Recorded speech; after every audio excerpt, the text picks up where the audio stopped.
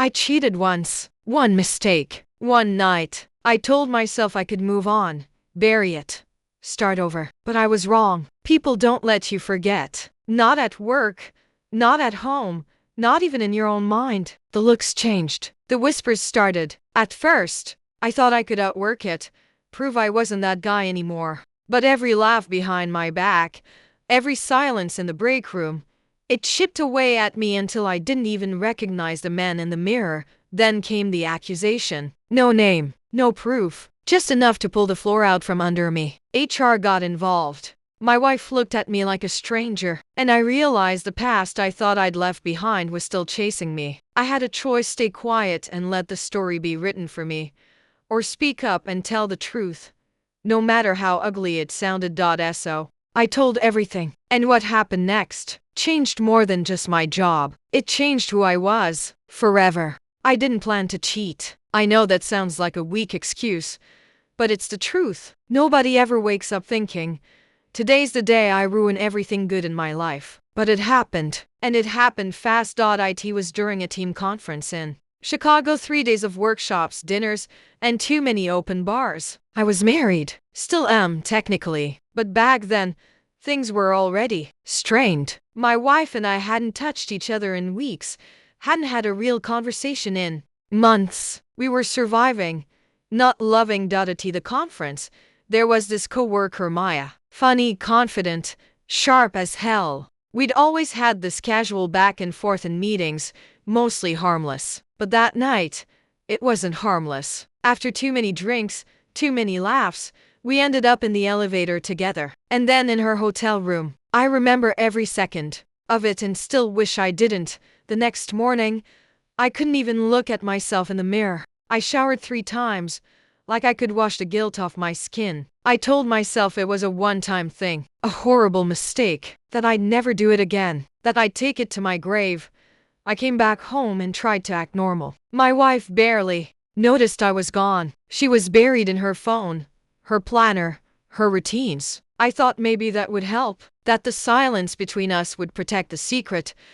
But secrets don't stay secrets, especially not in offices where everyone's hungry for something to talk about. I didn't know Maya had told someone. I didn't know it had spread. I only realized it when I walked into the cafeteria and the room got quiet. That's not a glitch. That's exactly what happened. Laughter stopped. Forks paused midair. And then, whispers. First, I thought I was being paranoid. I asked Dave, he's on my team, used to be a buddy of mine, what was going on. He looked at me like I'd just asked him to lie under oath, just shook his head and said, I don't want to get involved, man. That's when it hit me. They knew. Not all of them, maybe, but enough. Enough to change how they saw me. Enough to turn lunch tables into courtroom benches. By the end of that week, I'd stopped going to group lunches. I brought food from home and ate in my car. I used to be the guy who brought donuts on Fridays, who organized fantasy football leagues. Now, people wouldn't make eye contact in the break room. What hurt the most wasn't the guilt, I was already drowning in that. It was the judgment, the slow drip of isolation, the way even people who'd made their own mistakes acted like I was toxic. One day, Maya walked past me in the hallway and didn't say a word, not even a nod, just kept walking like I didn't exist. And I wanted to scream, not because I missed her, but because somehow she got to be invisible in all of this, and I was the villain. I'd hear snide comments behind my back, stuff like, watch out, he's got a room key, or must be nice to work late with perks. It felt like death by 1,000 paper cuts, tiny digs that built into this massive wall of shame. I started dreading Mondays. I lost weight. My performance dropped. My manager called me in and asked if everything was okay at home. I lied, said it was just stress. He nodded, offered me a long weekend. I thanked him and walked out of that office feeling like the walls were closing in. I knew I had made a mistake, a terrible one. But what I didn't expect was how permanent it would feel. Like I tattooed the word cheater on my forehead. Like it didn't matter who I was before that night. All that mattered now was that I crossed a line, and no one was ever going to let me forget it. You think when you do something wrong, you'll be able to make it right. Say sorry, change, fix. But some mistakes people won't let you fix. They don't want your apology. They want you gone, quiet, ashamed.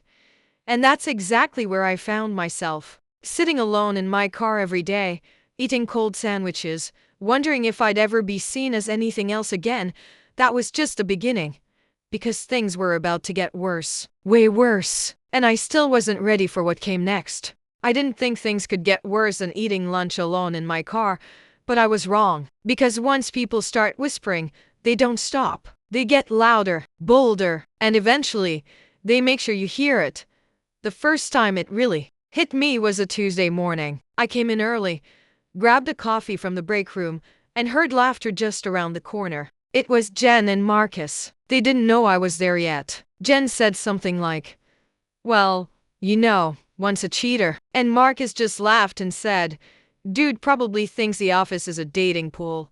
I froze. I didn't say a word. Just stood there for a second, heart racing, coffee trembling in my hand. Then I walked away before they could see me. The rest of that day, I couldn't concentrate. Every whisper felt aimed at me. Every laugh stung. I tried to convince myself it was in my head, that people forget, that they move on. But they hadn't. They were just getting started. A week later, I got pulled into just a routine check-in. They said, "Sure." The HR rep looked like she didn't want to be there. She kept her voice light, polite, but the subtext was loud and clear. "We've had a few concerns brought to our attention about your interactions with certain coworkers." Concerns? I wanted to ask who, what interactions, but I already knew. People were painting me with the same brush over and over. It didn't matter that I wasn't doing anything now. That mistake back in Chicago had become my identity. I asked directly, "Did someone accuse me of something?" She hesitated. "No formal complaints. But just be mindful. That's all. Be mindful." I walked out of that office furious. Not at her. At myself, for giving them the ammo. And at everyone else for not letting me be more than the one bad thing I'd done. From that point on, I felt like I was being watched. Every email, every conversation, every smile. If I held the elevator door for a female coworker, I saw side eyes. If I stayed late, people assumed I was up to something. If I laughed too loudly, someone would raise an eyebrow. It was suffocating. Then came the group chat. I wasn't in it, of course, but someone leaked screenshots to me anonymously. Maybe out of guilt, maybe pity. Doesn't matter. What matters is what they said. They had a nickname for me. Room Key Ron. They joked about locking their office doors, about me needing a chaperone to meetings. One message read, "Betty's eyeing the intern already." The worst part? It wasn't just strangers. People I used to eat lunch with. People I helped train. People I thought were friends. Their names were right there. I sat in my car staring at that screenshot for a long time. My hands were shaking. Not from anger at first. From heartbreak. From feeling like the last shred of respect I had in that place was gone. But then the anger came. Because I wanted to ask them, do they know what it's like to carry this every day? To walk into work, already tired from the weight of one decision? To want to do better, be better, but never get the chance? I didn't lash out. I didn't confront anyone. I just started shrinking. I stopped making conversation, stopped staying late. I clocked in, did my work, and left. I became invisible, and in some sick way, that seemed to satisfy them. Like watching me fold into myself was its own kind of punishment. But you can't live like that forever. Not when your name is being dragged around like gossip fodder. Not when you're still trying to pay bills, show up for your kids, keep your marriage from crumbling. And it was crumbling. My wife wasn't stupid. She knew something had changed. I hadn't told her about Chicago, about Maya. I thought maybe I could spare her the pain, that I could carry this alone. But secrets don't just destroy trust. They eat you alive. And eventually, they spill. One night, she looked at me and said, "You're not here anymore. I don't know where you go when you look away, but it's not here." I almost told her right then, but I didn't. Coward, I know, because what scared me more than judgment was losing what little I still had. But the truth was coming in the office, in my home, in my own reflection. It was building, and I knew deep down, the whispering was only the beginning. Something bigger was coming, and it wouldn't be quiet. It happened on a Thursday. I remember because Thursdays used to be my favorite. Quiet day. Not too close to the weekend. Not too far from it. Just steady, predictable. But that one carved itself into me. I had just walked into the office. Same coffee, same desk, same fake nods from people who used to greet me with real smiles. I sat down, fired up my emails, and saw a subject line that froze my spine. Internal review, immediate attention required. At first, I thought it was a phishing scam. You know, one of those fake ID notices. But it was real. Our legal. My name. All there. I opened the attachment, and before I could finish the first paragraph, my hands went cold. Someone had filed an anonymous report. Said I'd been behaving inappropriately toward a coworker. Said I made someone uncomfortable. There were no names, no details, just words like patterns, history, and repeated misconduct. I couldn't even breathe. I hadn't done anything. Not this time. Not since Chicago. I swore I wouldn't ever let myself be that guy again. And I hadn't. I kept to myself. I avoided anything that even looked like a line. And yet here it was, an accusation. And in this world, accusation is enough. I felt dizzy, like the floor wasn't solid anymore. I stood up and walked out. Didn't say a word to anyone. Just left. My phone buzzed as I was pulling out of the parking lot. My wife. I didn't pick up. I drove for almost an hour before I realized I had no destination. I ended up at a park, the kind with too many kids and not enough benches. I sat in my car and just stared through the windshield, and I thought, maybe this is it. Maybe this is the moment everything collapses. Maybe I deserve it, all the things I kept hidden. All the things I thought I'd buried, they were never really gone. They were waiting, and now they'd come to collect. Later that night, I got a call from I didn't answer. They left a voicemail. We're placing you on administrative leave pending further investigation. Just like that. No hearing. No questions. No face-to-face. Just gone. When I walked through the door at home, my wife was waiting for me. She'd seen the email. They CC'd my personal address too. Her eyes were red. She said, "Tell me this isn't happening again." I wanted to scream. I wanted to shake her and say, I didn't do anything. But what came out was nothing. Just silence. And silence in moments like that sounds a lot like guilt. She stared at me, waiting. And finally I said, "I swear on everything this time. It's not true." But the damage was already done. Because when trust is cracked once, it never really heals. It's always tender, always vulnerable. She turned away, went to the bedroom, locked the door. That night I sat on the couch and stared at our wedding photo. The way she used to look at me, the way I used to feel when she did. And I realized how far I had fallen from that version of myself. Not because of the new accusation, but because even I couldn't be sure who I really was anymore. The next day, I called Maya. Yeah, that Maya. From Chicago. She didn't pick up either. But she texted. It said, "I heard. You okay?" 3 words. I stared at them for 10 minutes. Before replying, I typed, "No," then deleted it. Typed, "Not really." Deleted that too. Eventually I wrote, "I don't know who I am anymore," and hit send. She didn't reply. And maybe she didn't have to, because the truth was, I didn't know either. For days, I sat in that apartment like a ghost, watching everything slip through my fingers. My job, my reputation, my marriage. All because someone decided I was still the guy I used to be. Or maybe I still was. Maybe that's what scared me the most. By Monday, my lawyer called. Said the company was considering termination. "They're saying there's a pattern," he said. "Your past makes this harder to fight."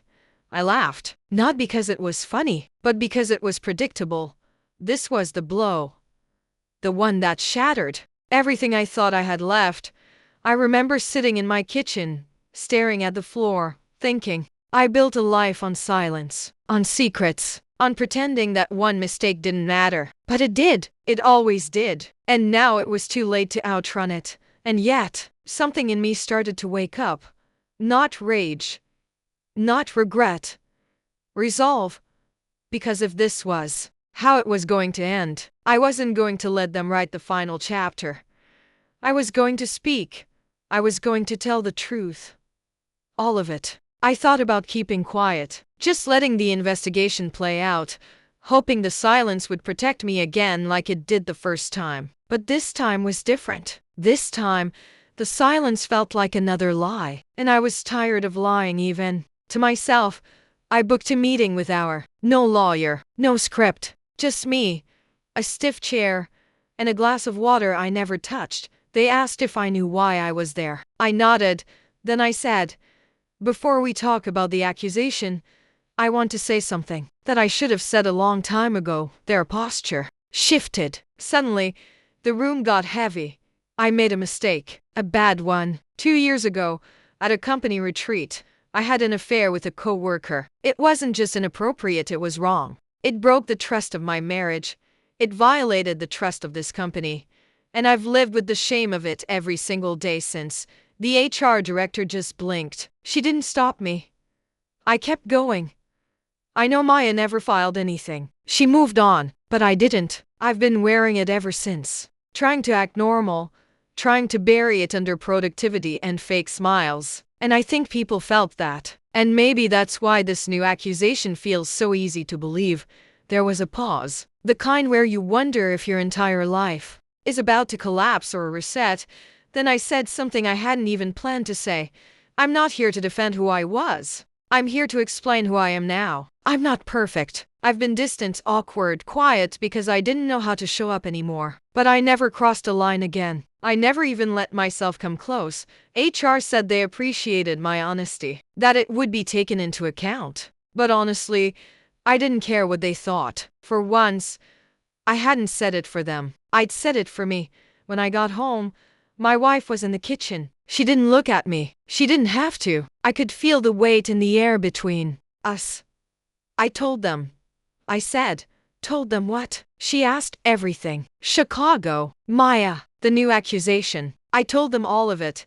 She just stood there, staring at the counter. Then she said, "Why now?" And I told her the truth, because I was tired of hiding, and because I wanted you to hear it from me, before anyone else ever did. She didn't cry. That almost hurt more than if she had. She just nodded, walked away. No screaming, no throwing things, just silence. That night, I slept on the couch. Not because she asked me to, because I couldn't stand to be in that bed. Not after everything I'd done to poison the space we used to call safe. The next morning, she handed me a mug of coffee. No words, just a mug. It was something at work. I was still on leave, but something strange started happening. Marcus texted me. "Hey, heard about the HR stuff. Just want you to know. People talk a lot of crap. Doesn't mean it's all true." It wasn't an apology, but it wasn't a stone either. It was something in between. Later, Jen emailed. Just a line. "I appreciate what you said in the meeting. That couldn't have been easy." Turns out, someone from HR had shared that I'd come clean. I don't know if it was official or whispered, but it made its way around. The whispers didn't stop overnight, but they started to change. I went from being Roonky Ron to the guy who actually showed up and faced it. People still judged. Some more quietly now, but a few saw something shift. Maybe because they'd made mistakes too. Maybe because they saw how mine nearly destroyed me. That week, I started therapy. Not because someone told me to, because I needed it. I needed to dig into the part of me that sabotaged everything good, the part that didn't know how to forgive himself. I stopped trying to erase the past, started learning to carry it. One of the last things my therapist said to me in that first session was, "You don't heal by pretending it didn't happen. You heal by letting it matter, then choosing differently." And that stuck. Because for the first time in a long time, I didn't feel like I was drowning in guilt. I felt like I was learning to breathe again. There's one more thing I need to tell you, something I hadn't said out loud. Until now, I didn't just cheat on my wife. I cheated on myself, on the man I thought I was, on the man I still want to be, and disowning the truth. Facing the fallout, it didn't fix everything, but it's the first time I've ever felt free. It had been 4 weeks since the leave, 2 since I told the truth, and honestly, I didn't know what was waiting for me when I walked back into the office. Part of me thought my badge wouldn't scan. Another part wondered if people would just keep looking away like they always did. But I showed up, not because I was ready, because I had to. The morning felt slow, familiar in the most unfamiliar way. I walked through the hallway, past desks and faces that once greeted me with nods or jokes. Now, they looked up, then back, down. Some said nothing. Others offered tight, uncomfortable smiles. No one said welcome back, but no one said leave either. That felt like something. I sat at my desk, opened my inbox, and tried to pretend it was just another Monday, that the past 2 years hadn't swallowed me whole. Around noon, I stood up to heat the leftovers I'd brought, same ones I always ate alone, in my car. But just as I grabbed the container, I saw a message pop up. It was from Maya. All it said was lunch. For a second, I thought it was a mistake, or a trap, or some weird, her-monitored test. But then I saw the second message. We're not what they say we are. We never were. You told the truth. That counts for something. I stared at that message longer than I should have, and I wrote back. Where? She replied, same table. I hadn't sat at that lunch table in months. It used to be the spot. Laughter, gossip, microwave arguments about someone's fish. But after everything, I treated it like cursed ground. I almost didn't go. But then, I thought, if I could sit in that HR office and bleed my story out, if I could sleep on that couch in my own home while trying to prove I was still worth something, then I could sit at that table again. So I went. Maya was already there, sandwich in hand, scrolling on her phone like nothing was different. She looked up when I walked in, smiled, not pity, not mockery, just normal. I sat down. Across from her, quiet at first, she said, "You look less haunted." I half laughed, not sure if that's a compliment or a warning sign. We ate, talked about stupid things, office coffee, upcoming deadlines, even sports. It was the most human I'd felt in months. Then, slowly, others started coming in. Jen walked past, tray in hand. She paused, looked at me, then looked at the empty chair beside us. She didn't say anything, but she didn't walk away either. She sat down, a little cautious, but still she sat. A few minutes later, Marcus joined. No sarcasm, no cheap jokes, just a nod and a yo.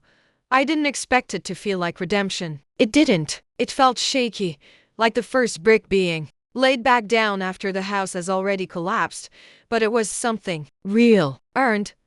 Maya said something then that stuck with me. She said, "People don't know what to do with honesty. Most of them don't even use it." I nodded. "Took me too long to get there." She looked at me. "But you got there. That's the point." The next few days weren't perfect. Not even close. Some folks still avoided me. Some still whispered. But others, just a few, started talking to me again. Not about the past. About work. About life. One morning, I came in and there was a sticky note on my monitor. It said, "Meeting at 12. Lunch after?" No name. Just that. And I smiled. Because it wasn't just about lunch. It was about being led back in. It didn't erase what I did. Nothing ever could. But maybe that's not what healing is about. Maybe healing is about carrying the weight and still walking anyway. At home, my wife was different too. Not warm. Not cold. Just present. Some nights we sat in silence. Other nights, we talked. Nothing deep. But sometimes she asked me things. And when she did, I answered honestly. One night, she said, "I'm not saying it's fixed. I'm saying I still see the man you used to be." And I told her, "I'm trying to be better than him." That was real. That was enough for now. I still carry it. Every look, every comment, every mile I walked alone because of what I'd done. But now, I carry something else too. The knowledge that I stood in the wreckage of my own mistakes. And I didn't run. I faced it. I owned it. And somehow, people let me be human again. So yeah, it started with a mistake. A big one. And for a long time, I paid for it with silence, shame, and solitude. But the day Maya asked me to lunch, that was the first time I felt like maybe, just maybe, I wasn't a villain in my own story anymore. Maybe I was just a man learning to stand again. And this time, I'm not going to fall the same way twice.